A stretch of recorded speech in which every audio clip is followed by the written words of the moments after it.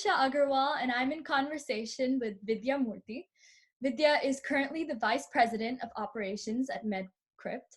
She's been very active in her professional life and is always learning something new. She's had exposure to biology, business, and cybersecurity, and has studied at top institutes of the world, such as USC and Wharton. Not only this, but she's also a mother to a newborn. Vidya is a passionate and determined leader. Thank you so much for joining me here, Vidya. It's so great, and I'm so excited to hear about your journey and your story. Thank you for having me. I'm happy that you reached out. Yeah. So because right now is the way that it is, so the first question I'm going to ask you is, how are you? How are you holding up during quarantine? Things are interesting. You mentioned the fact that I have a newborn. I gave birth just before the quarantine began. So it's been this kind of time of being home for a really long period of time with a brand new baby and trying to figure out life together. Selfishly, we're very lucky to not have to worry about a lot of the things people are struggling with in terms of food uncertainty or financial uncertainty. Instead, we kind of get this extra time to bond as a family, and I get to have my husband home because he's working from home now, and we truly are just able to prioritize what for us is most important right now. Okay, awesome. And you just mentioned your newborn. So I wanted to ask you, you've worked at really great places and you've studied in top institutes. So I know that you've invested a lot of time and energy in your career. And you also have life responsibilities with your newborn. So how do you balance all that? How do you balance work? Yeah, it's interesting because growing up, I grew up in a household where my dad's the one who made the money and my mom was home with us 24/7. And my husband and I have a very different relationship. So it's not one that was modeled after either sets of our parents. Instead, we very much are very transparent about what it is that needs to be done for each of us to be both professionally fulfilled and personally fulfilled. So actually, once we both got married, we decided that we each wanted to go to graduate school. And so we figured out a way that we could prioritize our marriage as well as get our schooling done before we even thought about having a family or any of that sort of thing started. And together with a partner that is very open in communication and willing to discuss, we've been able to figure it out. So for me, I think balance is probably a misnomer. There probably is no such thing as true balance, but there is a level of give and take that allows each of us to prioritize different things at different times. Mm-hmm. That's really great. Like you have understanding people in your life. So that's amazing. It's always a bonus. So Yes. I know you studied in South Africa. Am I right?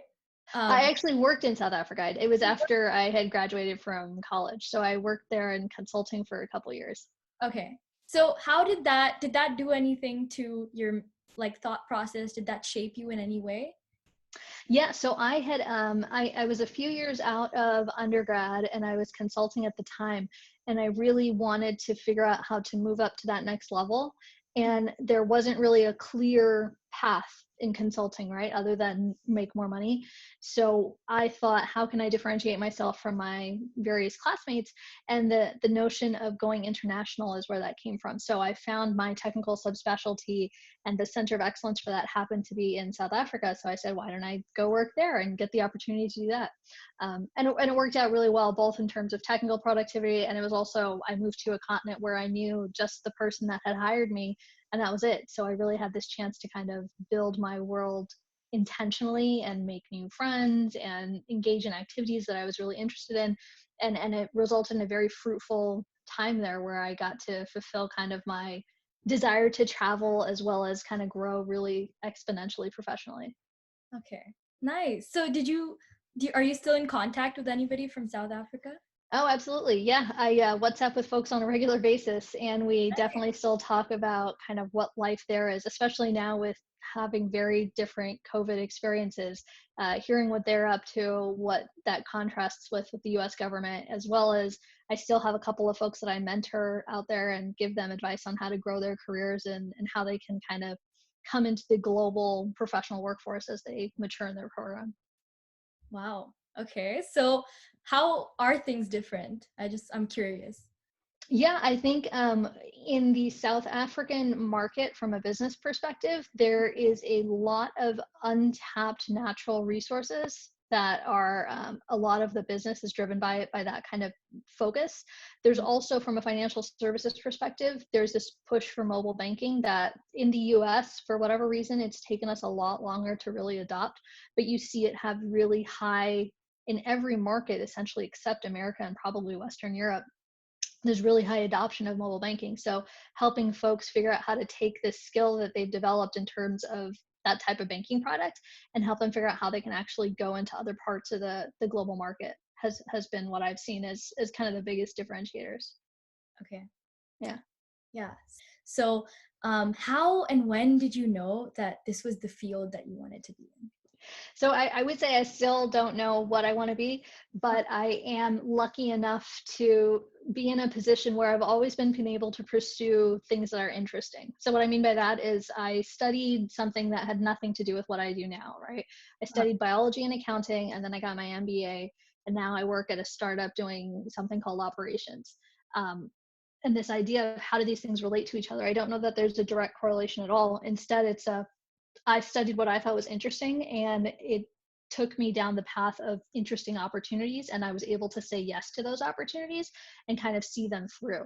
So I think the how and when, I think the how is being open to things that don't necessarily look linear and being open to thinking about, okay, if this is interesting to me and I have the flexibility to be curious about it, why not pursue it? What's the harm in looking into it? And if it seems like it has legs, then pursuing it.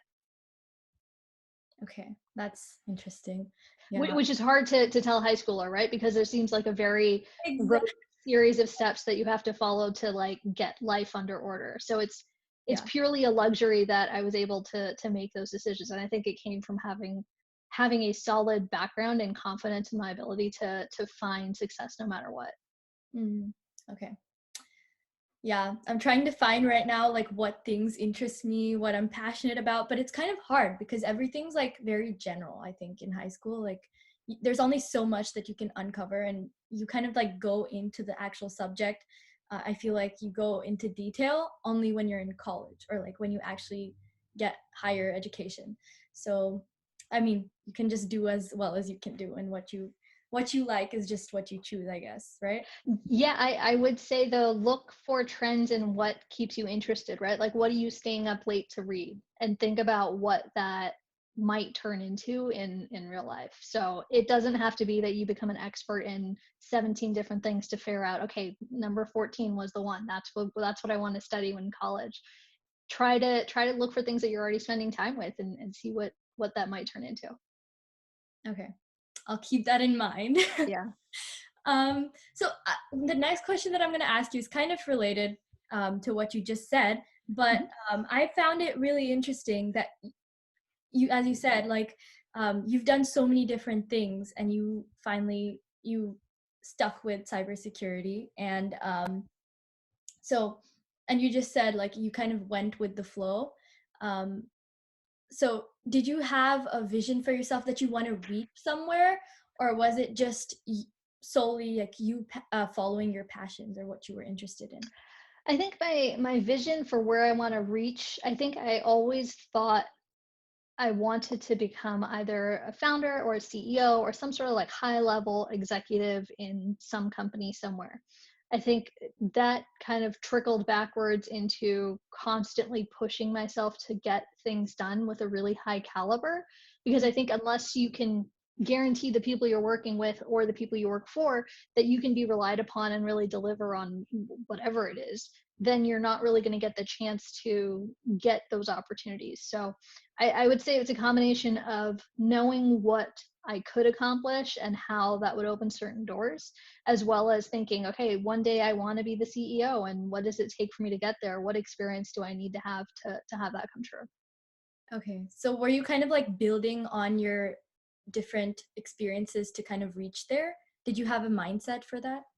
I there's probably the vague contours. I think one of the most interesting things coming out of Horton that you learn is there's no direct path to an ending. You can get to accomplished by taking a variety of different approaches, and what really matters and what will keep, or at least has kept me happiest, is being able to kind of keep my path aligned with what I think I'm actually interested in at the time. Okay. And one other question I had for you was how you got to know about cybersecurity. Because like that's what I think is that whenever someone, let's say, takes biology, they kind of end up either going into research or going into, you know, um, like an actual like medical Clinical. Yep. doctor or clinical like nurse. So what was your like how did you come across cybersecurity and why did you choose that as something that you Yeah, wanted? so when I was graduating college right before the recession kicked in, and Mhm. so it was at the peak of .com, everyone was tech, tech, tech, tech. And so I was graduating with an undergrad degree of biology and accounting, and nobody knew what that meant, right? Like they didn't know where to put me because I thought I was going to go to med school, then I didn't want to go to med school, and then I needed to get a job because I was graduating. And the only people I saw getting jobs really easily were these people in accounting. So I said, Mhm. okay, I'll go take that. And then as I am talking to various recruiters in that field, the most interesting people to me were the technology consultant people. And I said, well, why don't I become friends with you? And you're nice and you seem intelligent and this is an interesting subject matter. And so Yeah. that was really my beginning of tech. So on paper, I have no technical educational experience. It's been very much a self-taught thing. At the same time, I think I've been lucky enough to be surrounded by people that are willing to invest time to teach me about a subject matter and give me the chance to really grow. So I think to get into cybersecurity, there's no clear path. I think nowadays there are probably some courses and stuff that are available, but at the time I was getting into it, it wasn't necessarily that it was an established field. It was more of a, hey, we have customers that are yelling at us for security concerns. How do we fix that? Okay, we're fixing it. Hey, that thing's that you're fixing, that's called cybersecurity. Oh, great. I'm glad it has a name. And so you start to kind of find your niche that way. Mhm. So did you want to be a part of something that was like growing, that was a growing industry at that time?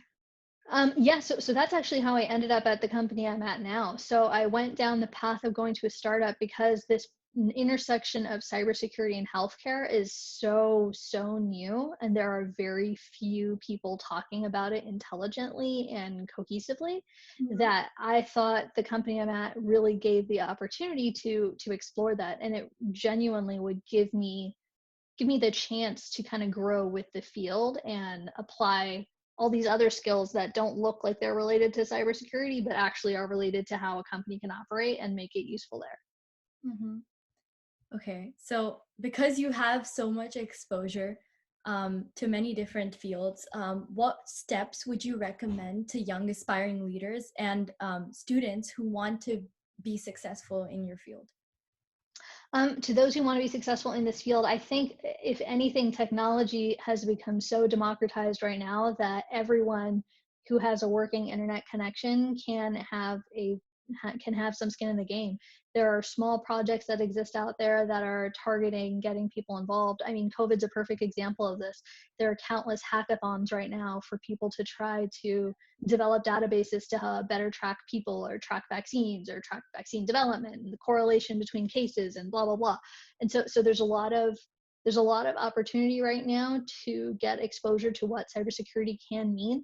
And if you don't even know that cybersecurity is what you want to go down the path of, but you find a subject matter interesting, then I think you will eventually see how security and privacy tend to be underlying a lot of behaviors right now, and probably in some capacity could be tied back to cybersecurity without you even intentionally realizing it. Okay. Um, and finally, last question. This is like the customary question. What are your 2 cents for all the aspiring leaders and the next generation, basically?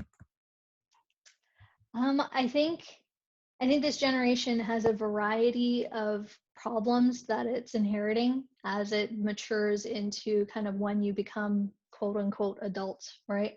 And it's very easy to say we were dealt a bad hand and we now have to just work to fix it. Don't let that hold you as like you're not going to regress to that mean, right? I think this generation gets the chance to say, hey, we're in a weird spot to begin with. That doesn't mean we have to go back to how things were. It means we have the chance to kind of fundamentally change what that curve looks like, and not be afraid of, I think what would traditionally be a step function, right? Like you move just a little bit and incrementally every time. Instead, this generation truly can kind of exponentially ride that curve and make a change much faster than I think any generation ever has before. Okay. So we have to make sure that we kind of take our opportunities and like try to, you know, succeed in all different circumstances, especially because, who thought COVID would happen in the first place? It's insane thinking about it. Like, nobody, I feel like, not our grandparents, no one thought that this could ever happen, that the world kind of stops working. So, Exactly. And yet the entire field of epidemiology exists for a reason, right? So it's clear that for some, this has been top of mind for a really long period of time. How do we find these kind of outlier populations that perhaps shouldn't be outliers and really help understand the risks that they're trying to navigate? mhm. Thank you so much. That was amazing advice. I had such a great time talking with you because every single subject that you have, they have so many career choices that you can go through. So it was really interesting hearing your perspective on things. So thank you so much for your time. Absolutely. All the best. Thank you. Have a great day. Bye. Thanks, you too. Take care. Take care.